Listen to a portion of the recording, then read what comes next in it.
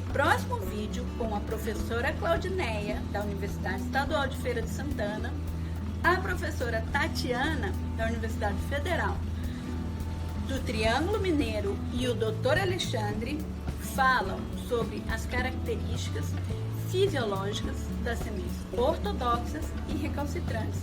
Por que as sementes ortodoxas sobrevivem à dessecação? E por que as recalcitrantes não?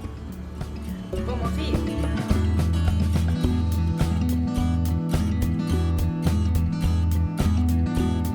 Como é possível, então, a sobrevivência e conservação das funções vitais, que é extremamente necessária, em organismos, então, que toleram a dessecação? Lembrando que são essas sementes cujo conteúdo de água são mantidos baixas, né, numa recomendação assim menor do que 5% de base úmida.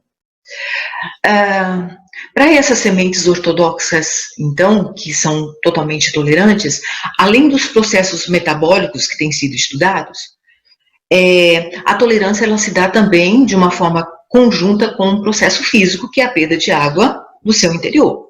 Então, ela começa dos tecidos mais externos e depois, por capilaridade, essa água do tecido interno ela vem para a superfície e ela vai perdendo até atingir um equilíbrio com aquela condição do ambiente. Então, é um processo físico, mais os processos metabólicos que vão acontecendo nessa semente durante o seu processo de dessecação. E os melhores estudos para isso, de tolerância, foram feitos em sementes de Arabidopsis, onde é uma espécie cujos padrões de expressão eles são bastante estudados e compreensíveis. E hoje já se sabe que 1/3 do genoma ele está envolvido com a expressão de genes durante o processo de dessecação.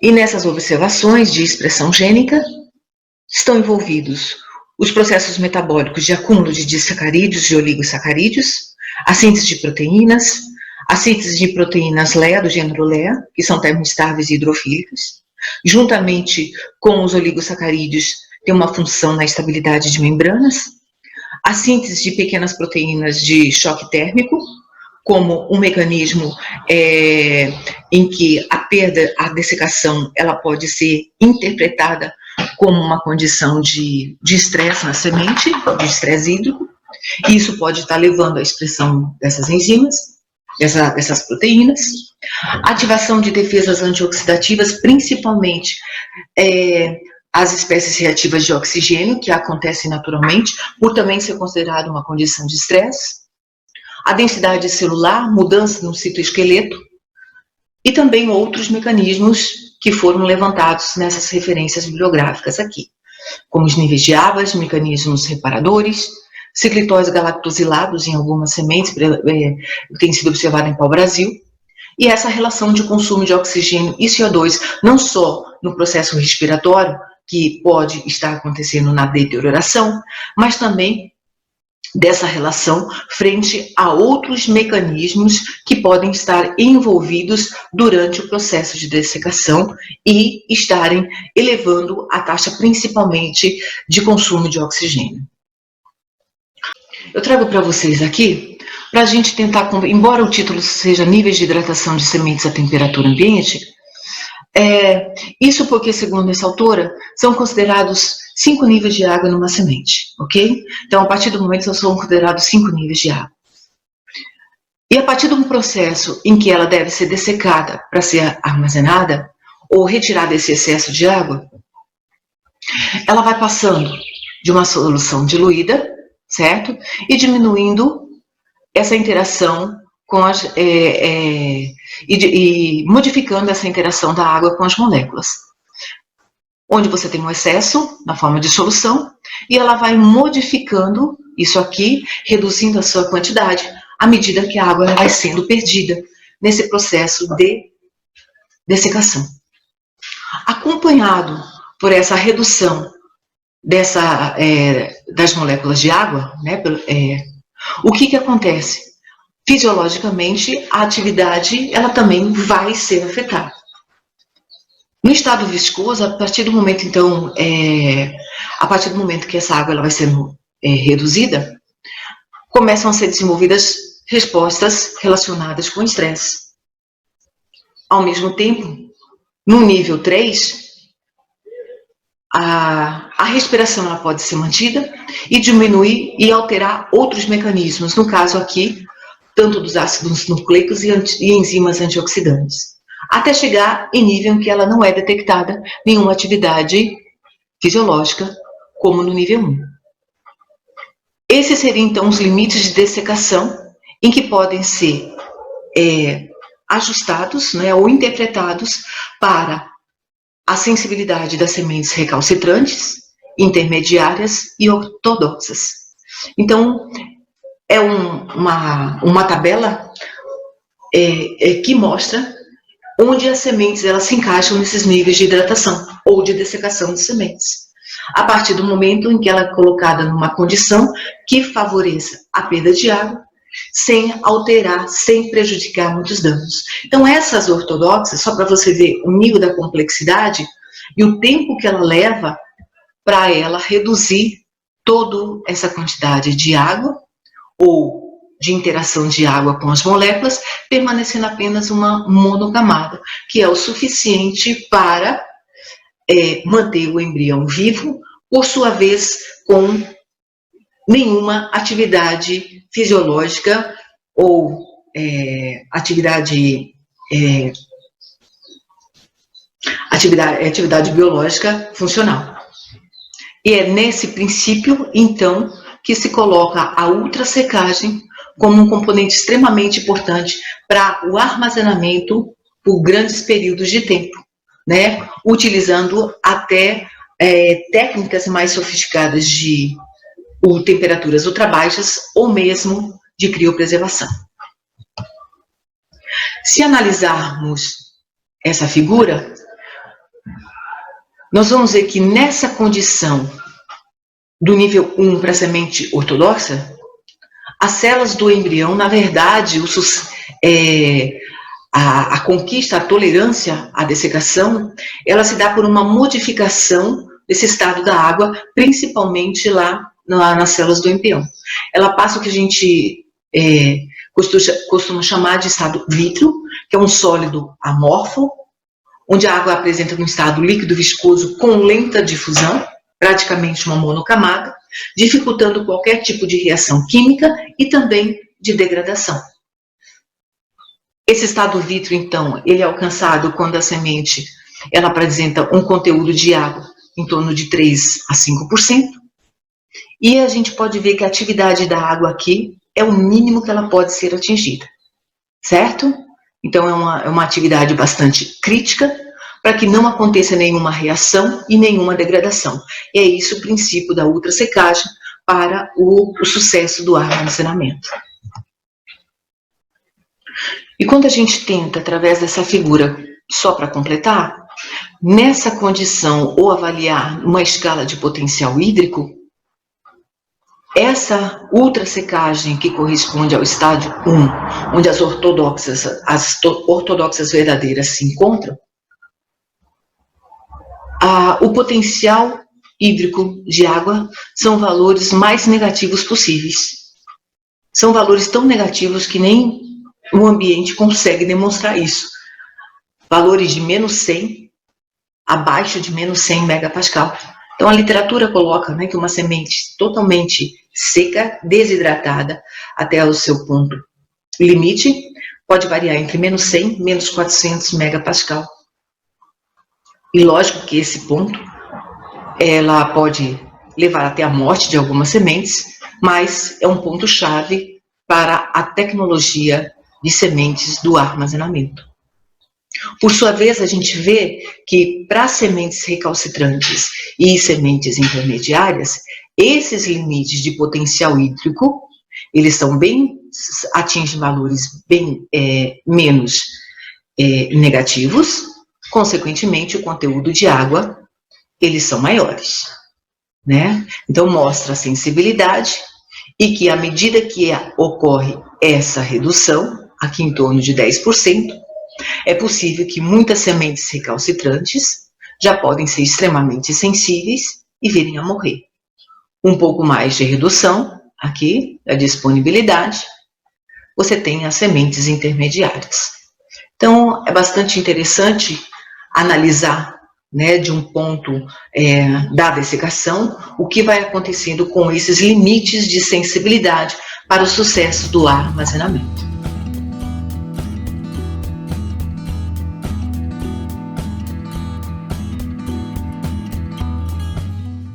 Continuamos com características morfológicas e bioquímicas agora de sementes sensíveis à dessecação. Então, continuamos falando de correlações, não são fatores determinantes, ou seja, sementes com sensibilidade à dessecação normalmente têm frutas maiores, sementes maiores, mas você pode ter semente bem pequena e sensível à dessecação, com fruto pequeno e sensível à dessecação, mas existem correlações bastante significantes que mostram que as sementes com sensibilidade à dessecação são normalmente frutas maiores, sementes maiores, maior teor de umidade das sementes quando são dispersas. As cascas são mais finas, a testa são mais fina em relação ao tamanho da semente. A maioria das sementes tem embriões verdes e com baixo teor lipídico. Alguns estudos mostraram que essas sementes não acumulam leias, deidrinas e antioxidantes. Essas proteínas que ajudam na dessecação, porque elas estão ali fazendo um papel de chaperoninas, protegendo outras proteínas no momento que se perde a água, pedindo que elas se aglutinem. Agora vamos continuar a tentar entender melhor a fisiologia dessas sementes. O que acontece durante o desenvolvimento dessa semente, que é diferente de uma semente ortodoxa. Então, acima temos um gráfico mostrando o conteúdo de água no eixo Y e no eixo X, as diferentes fases de desenvolvimento de uma semente. No começo temos a polinização, à esquerda. Então, acontece a histodiferenciação, os tecidos vão crescendo, o embrião vai crescendo, e até que um ponto que a embriogênese termina e começa a maturação. Quando começa a maturação, vai haver deposição de reservas de proteínas, de amido. As sementes ortodoxas começam a secar e vão secando bastante até perder sua água ao teor de 0,1, mais ou menos, depende da espécie, ao ponto de dessecação. A semente entra no estado de quiescência. Então, quando a dessecação acontece com o teor de água muito baixo, semente dessecada, existe ali virtualmente pouquíssimas reações metabólicas, ou muito lentas acontecendo. Não dá para dizer que não acontece nenhuma reação metabólica, porque sim, acontece dessecação, entre outras reações, mas é um estado muito lento, praticamente parado de desenvolvimento de metabolismo, chamado quiescência. Depois, quando se embebe de novo, vai acontecer a germinação e embebição. Nas sementes recalcitrantes, aqui abaixo, elas, após a polinização, simplesmente começam a se diferenciar, a crescer continuamente, estabilizam e vão ser dispersas e germinadas sem nenhuma perda de água. Sem nenhuma ou com pouquíssima perda de água. Sementes recalcitrantes podem sim perder água durante seu desenvolvimento, depois de sua dispersão, mas é uma perda não muito significante. O conteúdo de ABA também aqui é mostrado nesse artigo, mas normalmente essas sementes elas apresentam insensibilidade ao ABA. Ou seja, uma semente ortodoxa, quando se aplica a ABA na solução durante a germinação, ela não é capaz de germinar. O ABA impede a germinação. Já sementes recalcitrantes, você pode colocar altíssimas doses de ABA e elas são insensíveis. Elas continuam germinando. Existem muitas generalizações, né, para sementes recalcitrantes, que elas germinam rápido, não possuem dormência, mas é porque as pesquisas com espécies nativas recalcitrantes, elas são muito pouquíssimas pessoas no mundo trabalham com esse tipo de espécie. Então, na medida que a gente estuda, né, que novas características vão sendo conhecidas, a gente percebe que não necessariamente todas elas germinam rápido, né? Eu coloquei aqui uma série de autores que falam um pouquinho sobre essas características fisiológicas da semente, Geralmente elas apresentam umidade muito alta durante a dispersão. Aqui está acima de 35%, mas tem espécies que são dispersas com 40%, 50%, 60% de água, né? Um nível de água muito alto. Então, vocês imaginam que o metabolismo dessa semente também é um metabolismo muito alto, né? Geralmente elas apresentam germinação rápida e uniforme e são metabolicamente ativas. O metabolismo delas nunca diminui, né? Ele passa do período ali de maturação e automaticamente já entra no metabolismo de germinação. São armazenadas por curtos períodos. As espécies tropicais geralmente têm um período de armazenamento mais curto. Ingá, por exemplo, pode ficar armazenado por menos de um mês, né, só algumas semanas, enquanto que sementes de araucária, por exemplo, podem ficar até um ano e meio, se armazenadas de maneira correta. Então, esse curto período aqui vai ser bem variável. A gente fala curto em relação às espécies ortodoxas, que podem ficar longos períodos, né? Geralmente, essas sementes perdem a viabilidade quando atingem 20% de umidade, né? Elas vão perdendo água, e 20% geralmente a maioria delas já perdeu completamente a viabilidade, todas já morreram por colapso ali no metabolismo, no sistema de membranas e sistema antioxidante. Pouquíssimas espécies conseguem chegar perto de 20%, geralmente por volta de 30%, 35% elas já não conseguem mais manter sua viabilidade. Elas não passam pela secagem no final da maturação, acumulam poucas reservas insolúveis, isso aqui também já tem sido bastante debatido, né? O cacau, que é uma espécie recalcitrante, tem eu não vou lembrar de cabeça agora, mas acho que é por volta de 30% de lipídio, né, de armazenamento na forma de lipídio. O guanandi também tem uma quantidade grande, então, enfim, né, as especificidades de cada uma. Geralmente elas não formam banco de sementes permanentes, elas formam um banco de plântulas, então a semente, para não correr o risco de perder água no solo, né, em período de seca, enfim, a semente geralmente germina rápido e forma um banco de plântulas. Essas plântulas se mantêm pequenininhas durante muito tempo e quando abre uma clareira ou a condição está apropriada para o desenvolvimento da plântula, a semente já está germinada e a plântula se transforma numa muda e posteriormente numa árvore. Essas espécies geralmente possuem reservas de amido nos cotilédones. A grande maioria delas, mesmo que elas tenham uma grande concentração de lipídio, elas armazenam bastante amido. Esse amido, ele é uma fonte de energia, né? Ele vai ser transformado em glicose para ser utilizada pelo embrião. E a reserva na forma de amido, apesar de ser uma mobilização rápida, ela vai segurar, em alguns casos, a velocidade de germinação para que ela não aconteça de maneira muito rápida. O amido, basicamente, ele vai manter a energia para aquela semente que mantenha o seu metabolismo alto até que essa semente germine e comece a fazer a fotossíntese. Tem um experimento que eu não publiquei, eu coloquei semente de Schwartz em areia, né, esterilizada e areia pura, né, sem nenhum nutriente, e as plântulas conseguiram sobreviver até 1 ano e meio, só com as reservas do cotilédone. É uma semente grande, né, mas 1 ano e meio é bastante coisa, então é muita reserva que elas armazenam.